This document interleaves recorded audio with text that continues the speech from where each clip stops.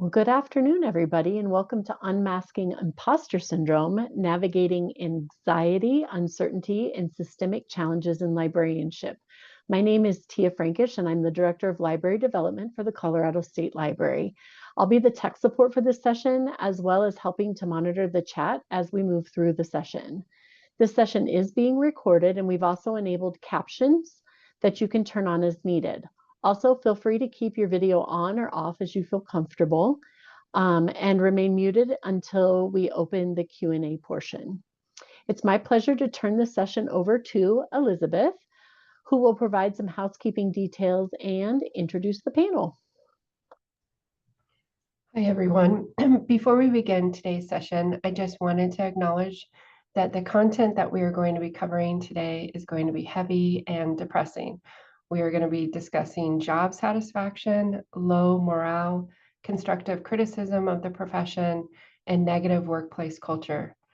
Take a moment of self-care if needed. We are recording the session if it gets to be too much.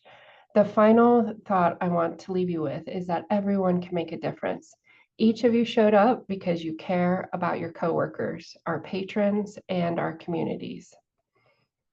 I'm Elizabeth Dawson. I'm a professor of library science and a science librarian at the University of Alaska in Fairbanks. I am excited to hear our panelists' thoughts. Bridget, I'm going to popcorn to you for the introduction. Thanks so much, Elizabeth. Hi, everyone. My name is Bridget Farrell. I use she, her pronouns. I'm the head of library instruction and research services at the University of Denver. I've written and presented on imposter syndrome and its impact on the academic library and faculty in particular. So I'm really excited to hear from other panelists today and to share what I've learned too.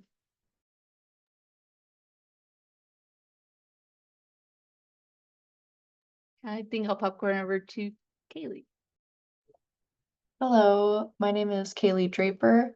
I am an archivist librarian at Special and Digital Collections at Auraria Library, which is an academic library. And I'll popcorn to Beth. Hi, everyone. My name is Beth Garbosi. I'm the circulation supervisor for Aurora Public Library in Colorado. I'm very excited to be on this panel. Imposter syndrome is something that I've dealt with, and I'm very curious to hear everyone's thoughts. Okay, for the format of this session, we will be doing 8 pre-selected questions, and then we will be opening it up to the question and answer. So please feel free to add questions to the chat box throughout the presentation, and we will gather them. So let's start with our first question. Oh, I think we need to popcorn over to Deborah too, right? Oh, did we miss Deborah? Sorry, I forgot. Oh, no. Okay, Debbie. Hi, everyone. My name is Deborah Bumbiechi. You can call me Debbie.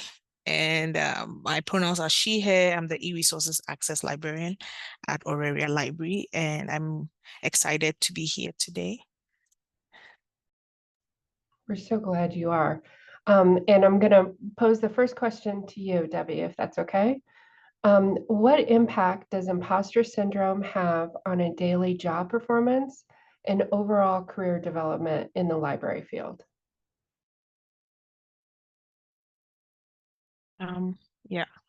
Okay, so some of the impacts that I have come to notice, read about, experience would generally be confidence. Like imposter syndrome affects your confidence a lot.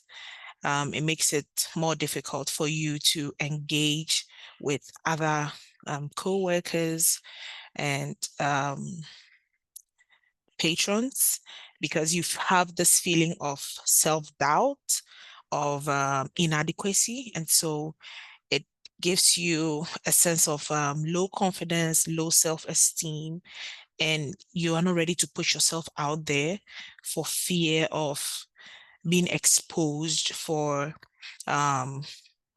being inadequate or criticized over your competences. So that's one of the major things I have noticed that happens with imposter syndrome. Also, there's always a lot of anxiety. People who experience imposter syndrome are so anxious over every little thing, things that are not a big deal. They kind of end up being a big deal for you because you are anxious that you'll make mistakes, and people get to realize that you don't know what you are doing with in your job. So it leads to a lot of anxiety. And generally low motivation and a sense of withdrawal. So some people exhibit a bit of withdrawal symptoms, like being isolated from the rest of their colleagues because of the fear that they'll get exposed for being frauds, like they don't know what they are doing. So those are some of the things I have noticed over time. I've experienced a bit of imposter syndrome myself when I started working in libraries. And so this is a really heavy topic we are discussing today. And I really want to hear and what others have to share about this. That was excellent. Thank you. Beth, I'm going to pass this one to you. How does imposter syndrome affect one's ability to take on leadership roles or new opportunities in a library setting? And I think Debbie kind of spoke to this, but you could add to it, please. Yeah. I apologize if I cough a bit. I had COVID a couple weeks ago. Still not quite over it. Yeah, so imposter syndrome is something that I have dealt with personally. Definitely relate to what Deborah was saying. But yeah, I would say the biggest effect that it has on taking on specifically leadership roles or new opportunities is it affects even the ability to apply for jobs or even to try for new opportunities. There's this feeling of there's no way I can get this job. There's no way that I'm qualified for this. I'm not even gonna try. I'm not even gonna throw my name into the ring because, well, I don't have every single qualification or skill. There's no point. And you doubt yourself so much, but you're not gonna know if you're gonna be good at something if you can get something until you try. I was really lucky that I had people, excuse me, that I had people encouraging me and mentoring me. But I know that when you don't have that, it's even harder. So that was the biggest thing for me, is that getting over the sense of having to do everything perfectly and having to know everything before you even try to get something. And that's a hard thing to overcome. Absolutely. Okay, Bridget, I have one for you. How does imposter syndrome uniquely affect library employees compared to other professions? Yeah, thanks so much. I think if you look at the literature, there's a lot that shows this phenomenon's kind of been explored in different professions. It originally was really researched heavily with women in the 70s when Clance and Imes first kind of identified the phenomenon. And so it makes sense that a predominantly female profession might be one that also is kind of experiencing this a little bit more. Since then, it's been found like everybody kind of has these feelings, and even Clance and Imes, like Clance has then said, like, since she came up with the kind of theory around imposter phenomenon, if she could do it all over again, she'd call it the imposter experience, because it's not a syndrome or a complex or a mental illness. It's something that almost everybody experiences, right, in their work. So I think a lot about libraries. We are situated in a place that really lends itself to maybe feeling like a fraud sometimes. There's this need to be seen as experts. We're the ones answering the questions, right? And so people come into our spaces asking us for advice or for feedback or for ideas on how to approach their different problems. And they can be broad spectrum, and it's impossible to be kind of an expert in everything. And you kind of feel that pressure, right, from day to day, like having to just interact with patrons and trying to like sometimes put on a front. They're like, yeah, I know what I'm doing. So I think that could really lend itself to having some of these feelings. I also think it's important to know that like this has been studied in our profession, especially in academic librarians. Clark, Vardman, and Barba, I can put the citation in the chat, did a survey, and they found that like 1 in 8 of academic librarians reported having imposter phenomena or at least imposter feelings. So that's a lot. So we think about how it uniquely affects us. It's definitely been studied and shown that it is something that's highly kind of relevant to our profession. Specifically, they noted that newer librarians has incidence of a greater rate, and then compared to experienced librarians. So those new to the profession that like are still getting their knowledge and maybe being asked things that they didn't learn in library school or that they haven't come across before are definitely also very susceptible to having these feelings. If you look at the literature too, it's been talked about in system librarians, archivists, instruction librarians. There's tons of different flavors of imposters in our profession, it seems. And I would say some of those reasons could also be related to job creep. Like there's a widening number of job responsibilities we have, having to learn these different skills throughout our careers. It puts a lot of stress on us, right? And also striving to be seen as that authoritative figure and expert, and also working in organizations where the mission's constantly adapting and like priorities are shifting, and having changing expectations from management can really make people feel those imposter feelings. So those are some of my ideas that I was reflecting in that question. That was excellent. Thank you. Okay, I have one for you, Kaylee. In what ways can imposter syndrome influence interactions with colleagues, patrons, and the wider library community? Yeah, I definitely think that it can cause us to have like an overall negative viewpoint when we're interacting with other people. I think it can make us get a little defensive. And sometimes I think when we have anxiety about our own work or insecurities about our own work, that can sometimes be reflected in the people around us. And maybe we read people's actions in a more negative light when maybe they deserve the benefit of the doubt. And it's sort of your own anxieties start getting kind of projected onto other people a little. None of this isn't true for everyone, but I do think it's something that can kind of spread to your environment. The other thing that the lack of confidence aspect can kind of influence is you want people to have trust in your capabilities. And unfortunately, I do think it can become a self-fulfilling prophecy where if we don't have confidence in our own skills, if we're too doubtful of ourselves, and that shows to other people who are either coming to us for support or wanting to collaborate with us, I think that other people can also lose a little bit of confidence in us, and that might not help with the anxiety, but I do think it does become a little self-fulfilling. And so working to combat that, I think, can also help with your relationships with your peers, your supervisors, and patrons especially who like Bridget was saying, they want to come to you and want you to be the expert. And that is very stressful and can feel burdensome, but again, sometimes you don't want that to necessarily show to those people. Absolutely, that's so true. All right, Beth, I have one for you.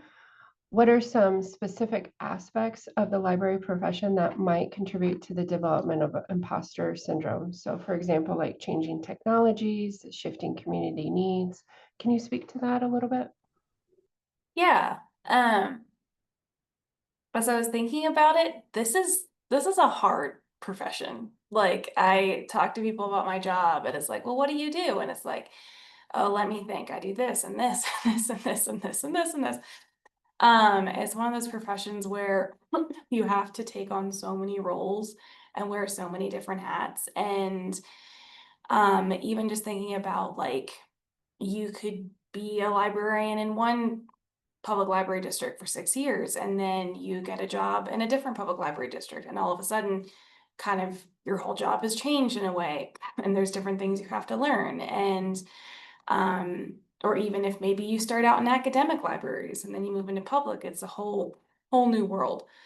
And that makes that sense of imposter syndrome so hard because you're relearning at every new job and every new role that you take.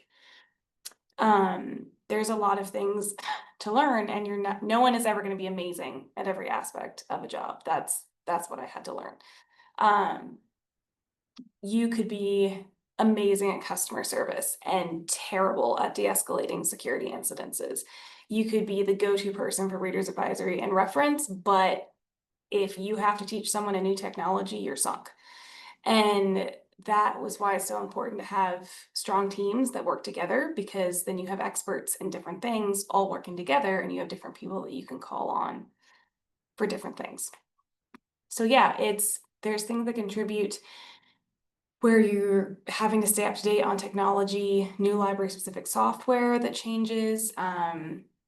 When I transitioned into my current role, I thought that I knew everything there was to know about interlibrary loan and circulation type things, and I was wrong.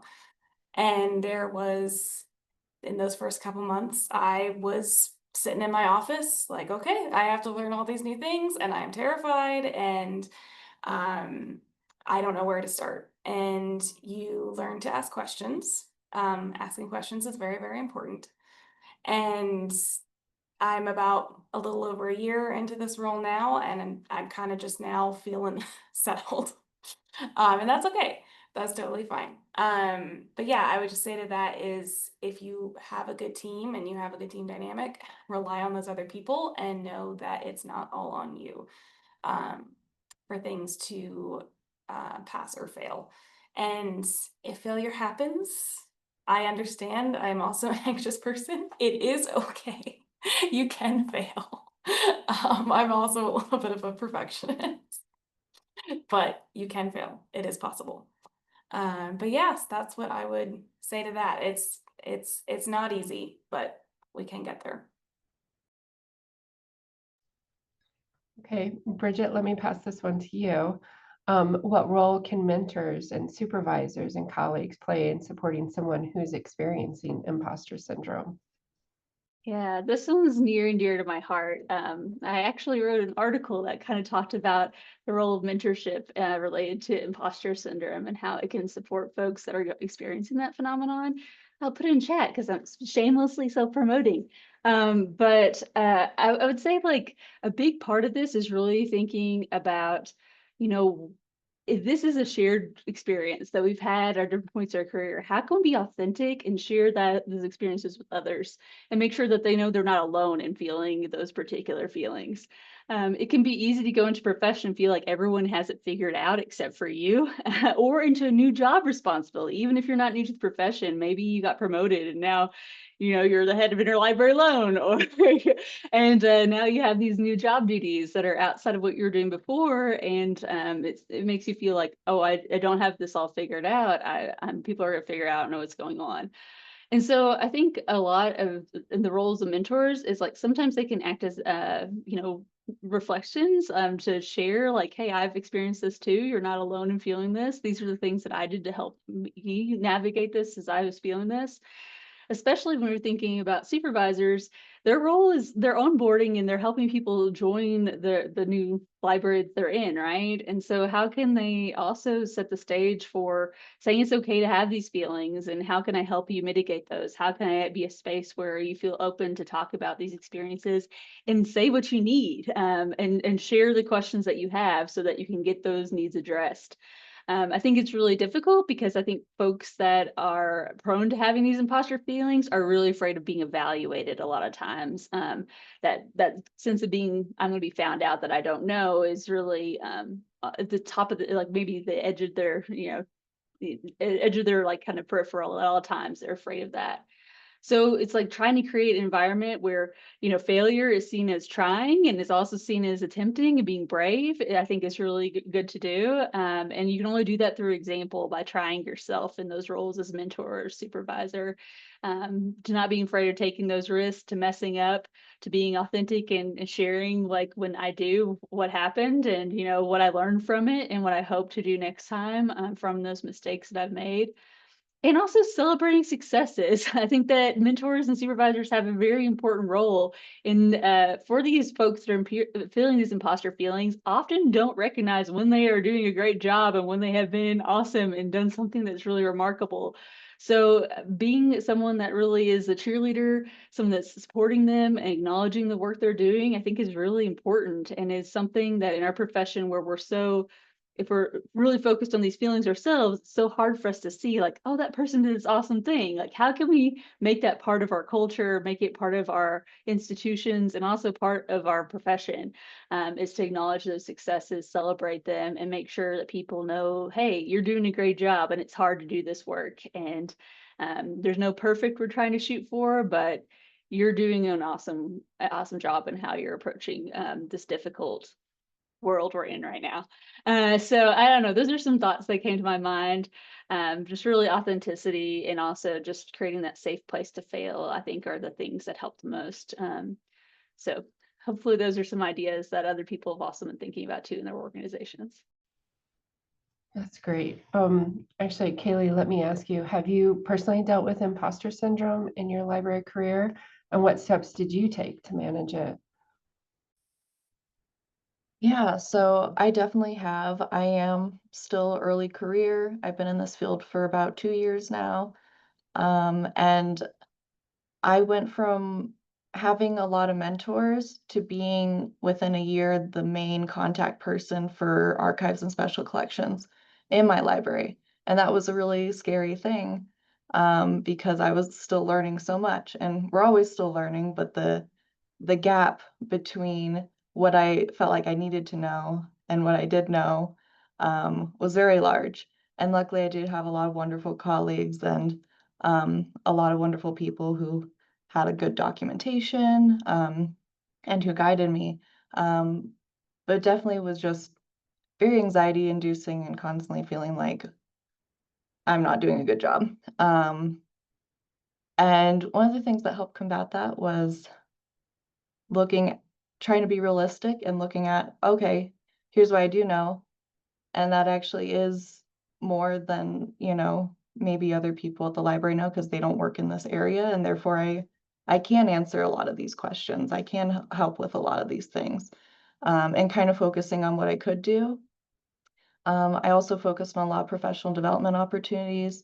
I'm very lucky that my library offers some money for people to go to conferences and things like that. So I took every opportunity I could, and just constantly researching, constantly learning, and constantly asking questions. One other thing that helped was asking people about their early career experiences, especially people in similar situations and environments. I visited some other smaller special collections and archives, and just talked to people and asked them questions, and it was very reassuring. I remember one wonderful woman who has been an archivist for almost 2 decades told me that she is constantly still learning, and there are so many things that early in her career she would change if she could, but it's because she was constantly learning, and like that's just a part of growing. Is the more experience you get, maybe you would do something differently, but now you know, and you learned through those experiences.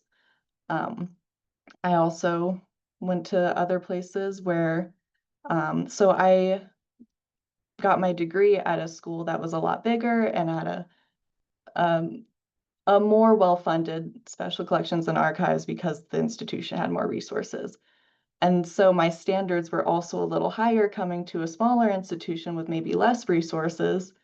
And so I had to kind of readjust my expectations of, okay, they had a lot of money, we don't, what can we do with these resources? And going to other similar archives and realizing, oh, we aren't in as bad of a spot as I thought we were. All these other institutions are facing the same problems, and these are how all my colleagues and mentors are dealing with these problems. And suddenly there was kind of community and a realization, oh, this is a common anxiety. These are common problems. It's not unique to me. It's not unique to where I'm working. And it really helped. And like the last couple years, I have learned a lot. And as I learn, I'm realizing what more I need to learn, but I'm also realizing that it is possible, and I'm starting to think of it as something fun and not something as stressful. Um, and so it's been a wonderful experience. That's great. That's awesome. Thank you. That was a lot. Let's take a moment to breathe and do a quick body scan for any tension. And if you need to, move, have some movement, get up, stand up. We're going to be transitioning into the Q&A. So please place your questions in the chat. We're going to be checking those.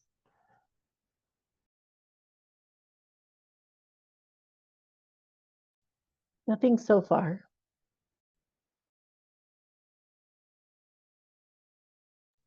Okay, then we can keep going.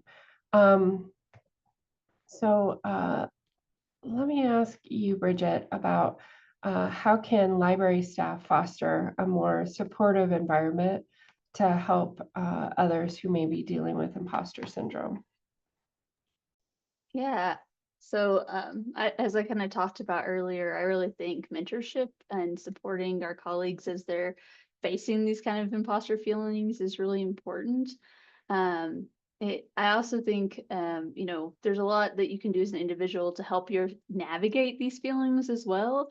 So, seeking out a network of support and creating that for yourself, thinking about folks that can help you with the emotional support, but also advocacy and also maybe cheerleading, because sometimes we need a little bit of all those different things, and they aren't always in one person, right? So I think really being mindful, especially as you're early in your career or as you're transitioning roles, thinking about like, hey, how can I reach out? How can I connect with others who can help me as I'm navigating this? And especially how I maintain and kind of build those relationships with folks that I trust, that if I'm feeling like I'm fake and I'm going to be found out, are they going to be an authentic voice that's going to tell me, hey, you're doing really good? And someone I'm going to believe when they say it to me too, right? Hopefully we're into a place so we can do that to ourselves, right? If we're engaging in mindful practice, thinking and doing some reflective listening about like what we're hearing, the thoughts that we were saying about ourselves. But I do think in particular, like building that network of support is super helpful, because it's a long-reaching goal to do that kind of self-work, and it's easier to kind of build that network of folks that have also been through it. I find it so easy for me to tell my friends, like, you shouldn't talk about yourself like that, right? But it's so hard to do that for ourselves sometimes. And so it's good to think about how we can build those communities that can help us be truthful with ourselves as we are with our friends and colleagues.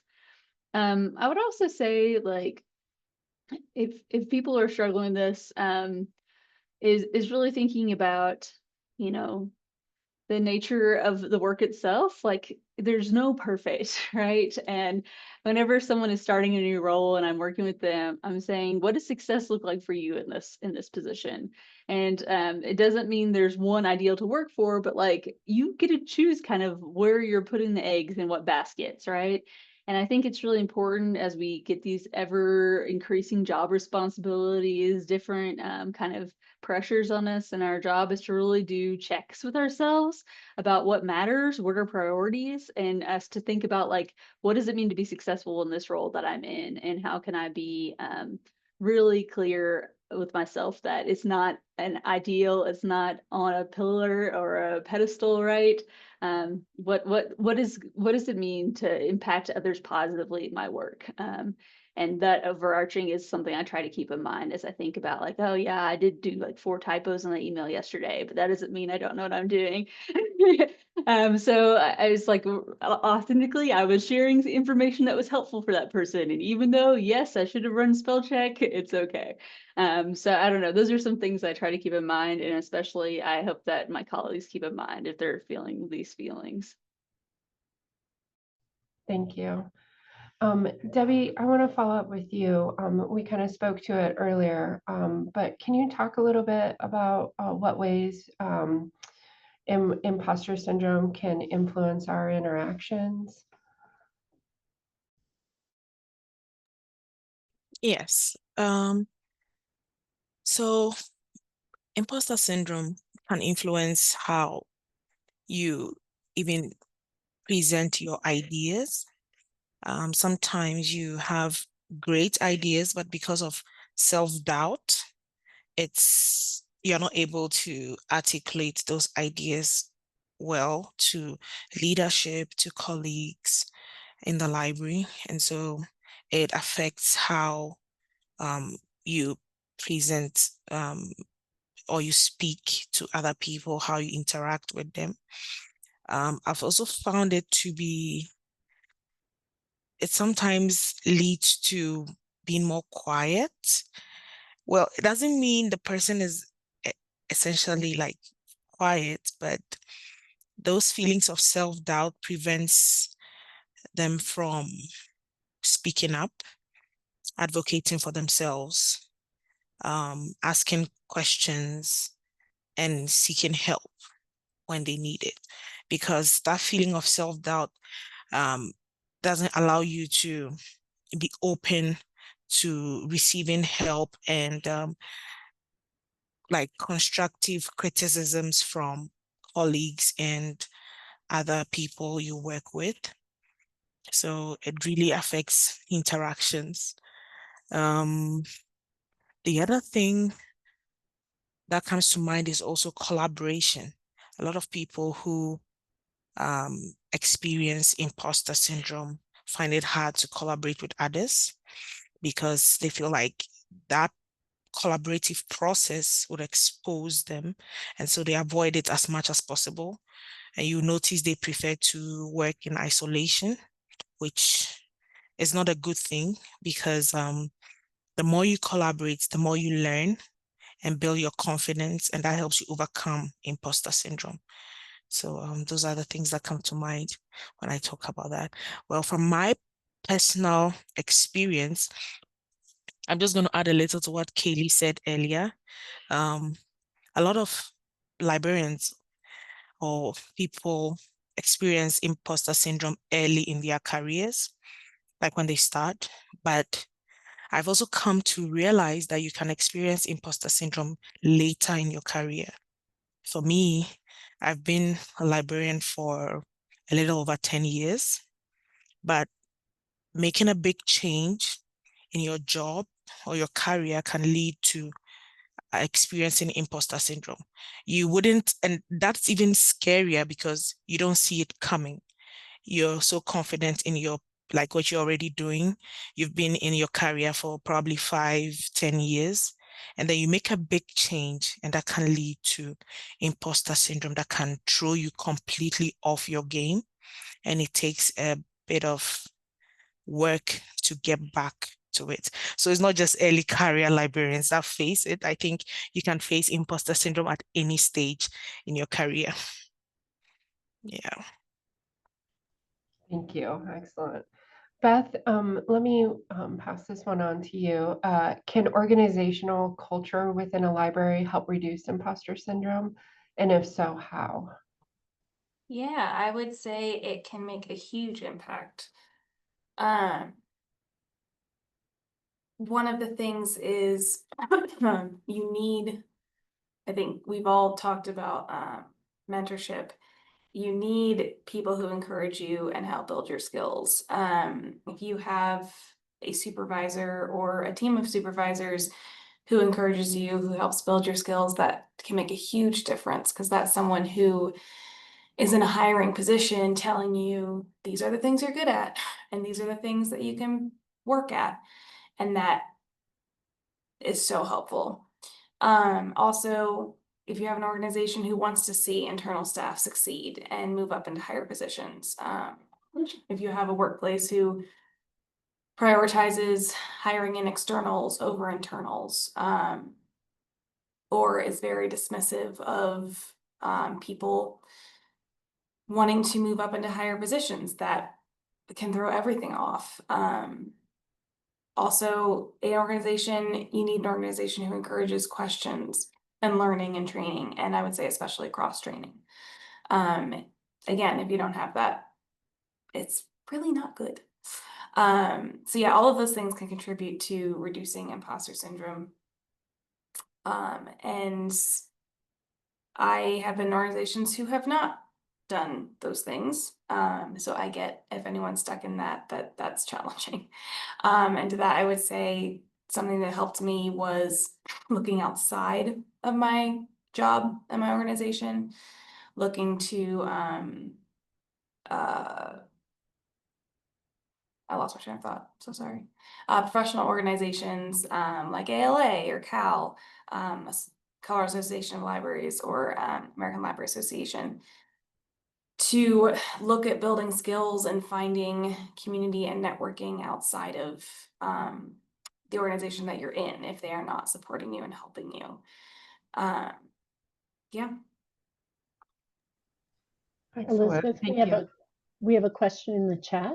you. Okay. It says, when applying for new positions, I thankfully have a great support network so that I initially feel qualified to try, but I struggle when I'm actually in an interview.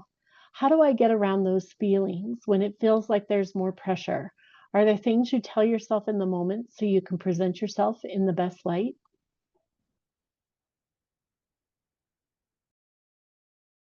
Who would like to take this one?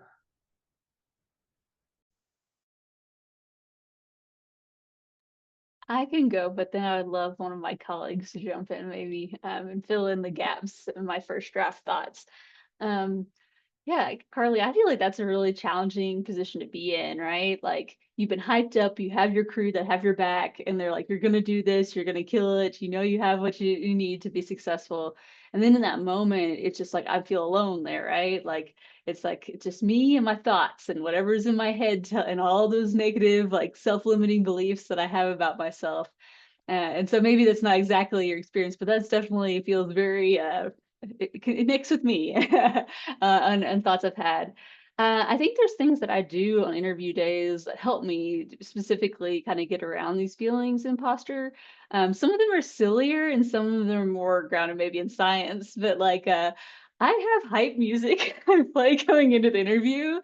So I have, it's loud, it drowns out any of those thoughts. I have my prep that I do beforehand that makes me feel confident that I know what questions I might be asked. I know what questions I want to ask, so I don't have to think about it in the moment. Hype music helps during and before, like, well, because it's like in my head, you know, and there's some great songs, whatever resonates with you. I shout out to Beyonce and also Kendrick Lamar. I think they're great. I highly recommend for both of them. They're great to have on your playlist.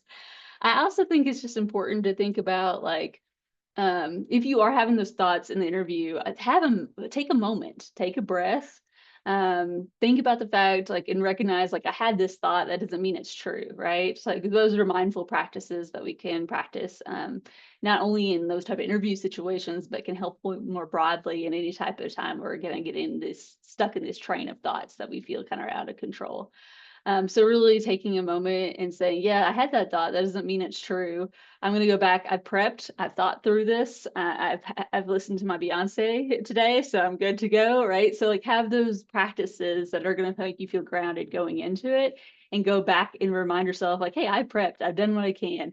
And if what's the worst that can happen is a question I also like to ask myself. Like, and if that happens, would I still be able to go home, hang out with my cats afterwards? Yes. And so it's not going to be too bad of a day.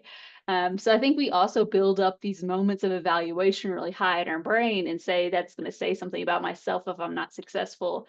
And that's not really true, right? That's just a moment. That's how you were that day. That doesn't tell the story of who you are as a person. You're complex and interesting and fascinating and know a lot more than what you can show in a 30-minute interview. So those are good things to keep in mind too. So I'll let my other colleagues weigh in on that as well. Yeah, prep is something that has helped me a ton. What I'll usually do before an interview is I like to just sit and write out like a whole list in like a notebook of every major like accomplishment or story that I really want to talk about. And then I just like have that list with me. So then even if, you know, you don't know the interview questions when you're going in, but even if you don't know the interview questions, you can be like, okay, these are the things I really want to touch on, and I'm going to work them into some question at some point. And then I always write down the questions I want to ask them before I get in there, because I will not remember what I want to ask them if I don't write it down. But yeah, affirmations also really helpful. I feel free to use this one if you want. But before interviews, I'll often just be like, I am qualified, I am confident, I'm a badass. And then you just say that like 100 times over in your head.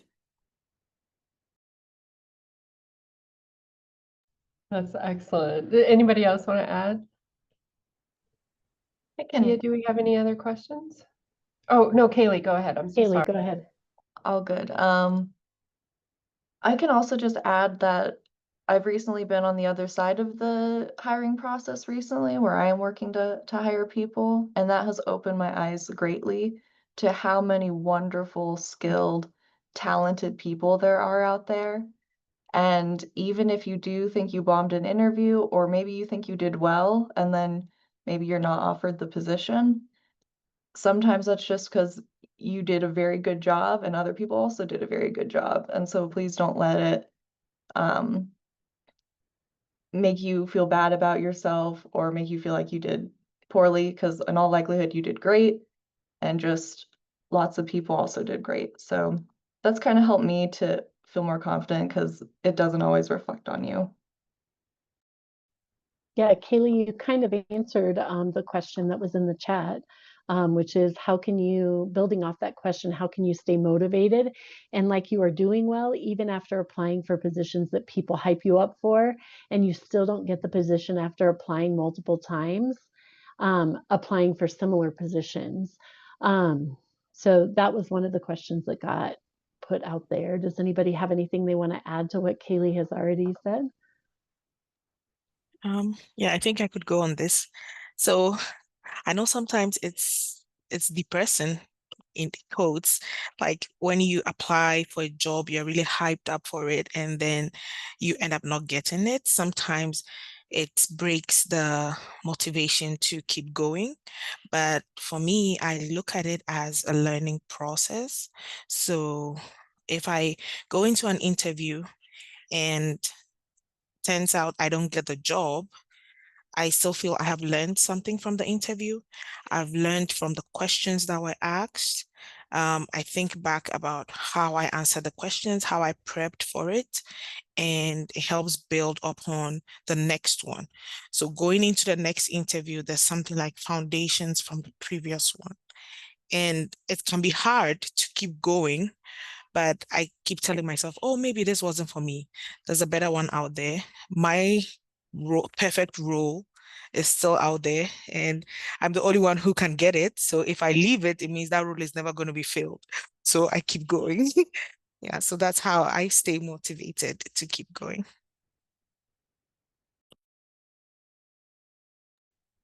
I love that.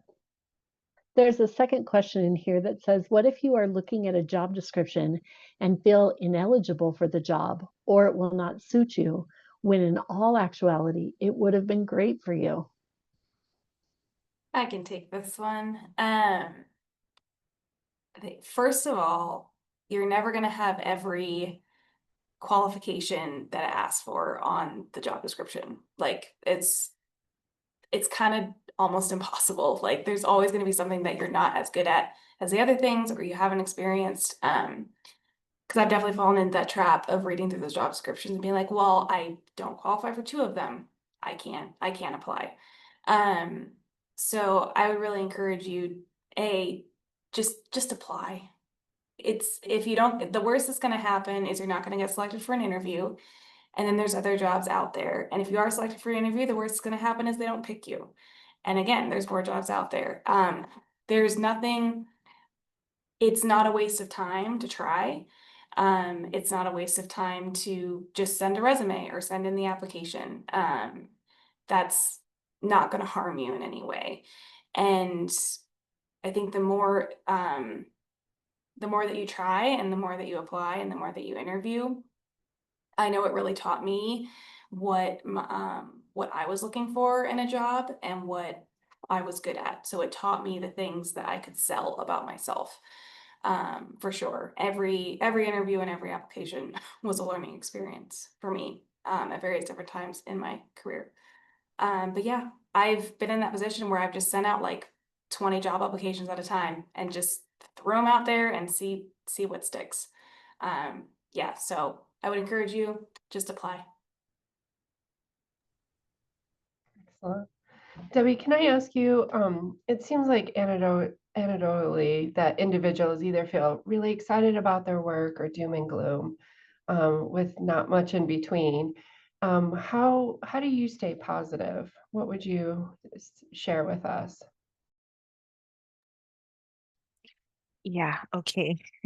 That's a good question. So, personally, how I stay positive um in my job when everything feels gloomy, I face a lot of self-doubt and all those stuff. I like to refresh myself on what I know because sometimes you lose sight of what you are competent with just because of those feelings of um, uh, inadequacy.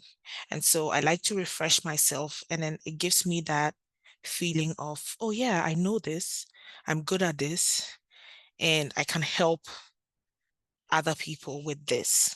So it helps boost my confidence. It helps kind of reinforce the feeling of um, competence, helps me feel a bit more comfortable and confident in my skills and abilities. So I like to go through a lot of refreshers.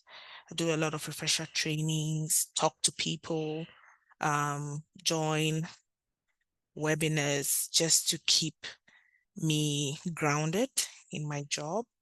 And that grounding keeps me confident to keep going. And I also always stay positive because I tell myself that I like learning, but I know there's still so much out there I don't know.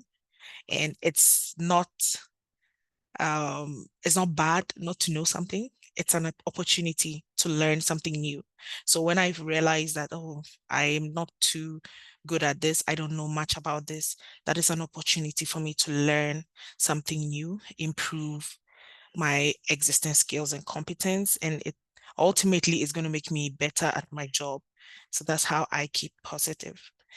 Yeah. Thank you so much. Bridget, let me ask you a question. What are some common signs or behaviors that suggest someone might be experiencing imposter syndrome? Yeah, I think you've heard some of them in the panel today. I think Debbie mentioned isolation or people isolating themselves. And with that maybe comes fear of evaluation or sharing their work. There's something called the imposter cycle. I don't know if you've all heard of that before, but the imposter cycle says in order to avoid the fear of being found out, someone that has these feelings might do way more than they need to prepare for a project, like incredible overwork to the point where they're like, it has to be perfect in order for me to share this or have everyone to see it. Or another fork in that road, maybe they procrastinate into the last minute and they're like, well, then I can always say if it's a failure, it was because I waited to the last minute. It wasn't because of like me not having enough, of me or the reflection of my ability. I can use that as an excuse.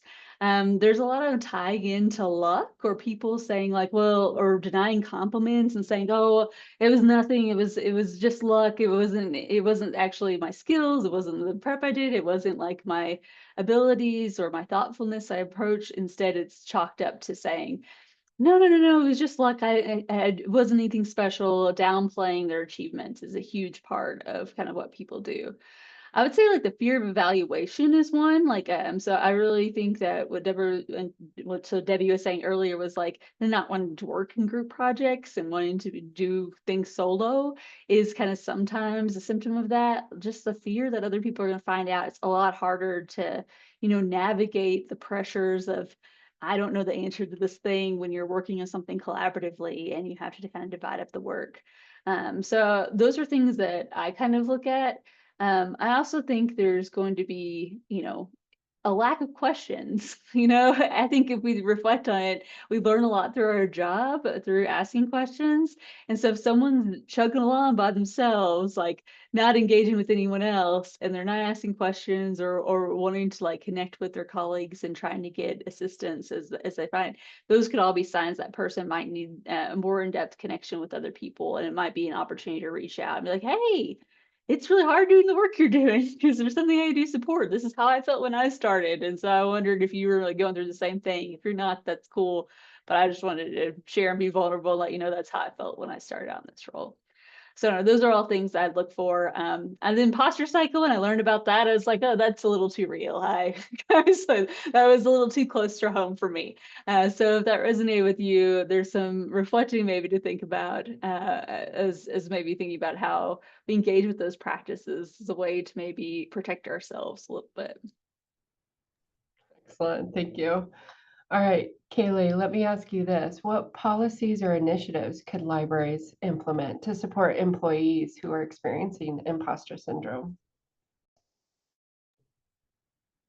I think this has been touched on a little bit by the other panelists, but one thing that I think is a great program that I've seen my wider institution do is mentorship programs, both group and one-on-one.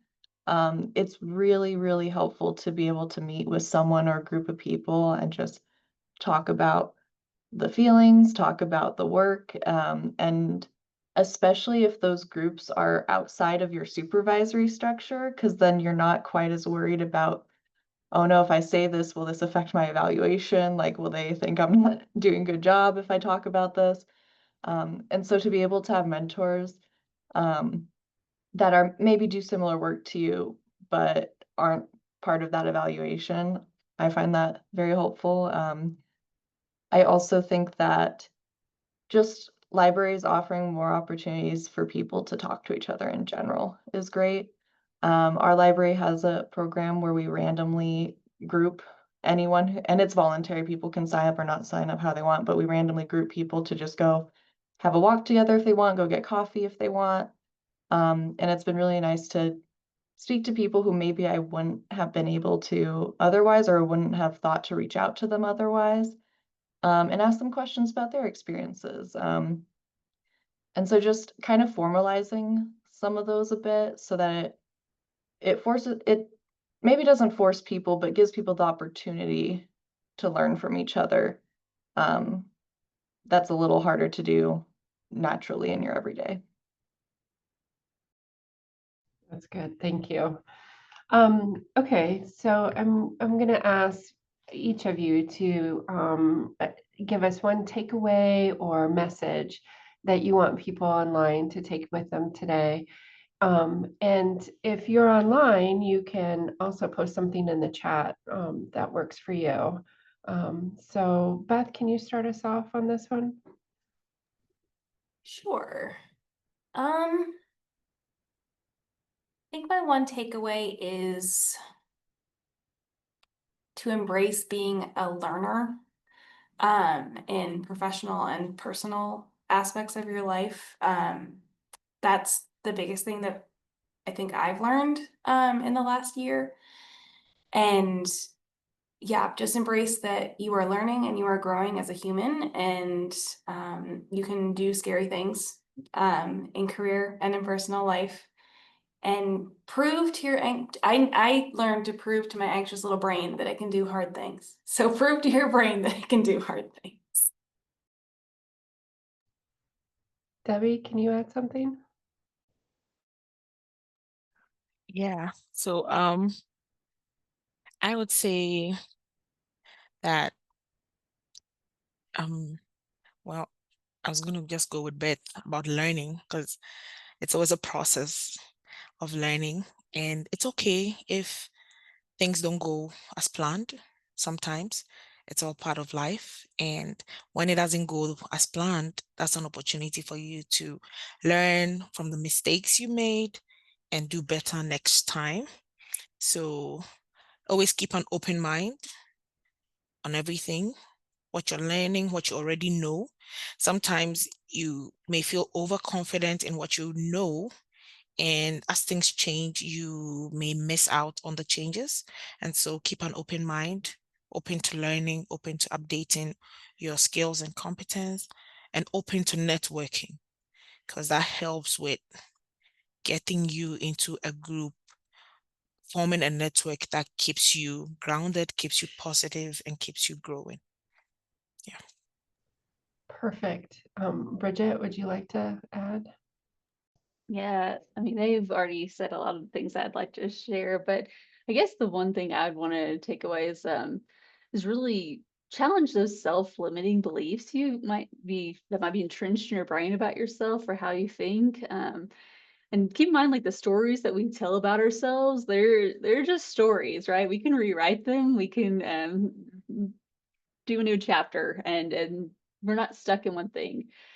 So that growth mindset that both Beth and Debbie were talking about, it goes with ourselves. We are how we think about ourselves can change too. It doesn't have to be stuck in one place. I really think, with that, like things that help me do that, challenge those beliefs, are things like engaging in mindful practices and really naming, like, is that a distorted cognitive distortion or distorted thinking about this, or is this true? So I think always keeping in mind, like, am I having beliefs about myself that are limiting my ability to do what I could potentially do? Excellent. And Kaylee, can you add something? Yeah, I think just that there are more people going through these anxieties than you know, including the most confident coworkers or supervisors you have. They either are experiencing similar feelings or they have at some point in the past. And the other thing is that there are more people that are impressed with you than you know. I promise you, there are people who look at your work and just think about how amazing and try to model themselves after you as well. I know I experienced that with almost all of my coworkers. Like everyone I meet, I'm always just so blown away by them, and I think people feel that way about you too.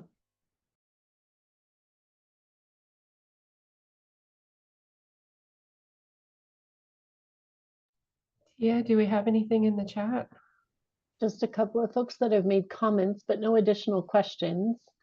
So a good feeling of we're not alone, and that sometimes our brain just makes words and feelings out of nothing. I always talk about those are the stories I like to tell myself, but they're not always true.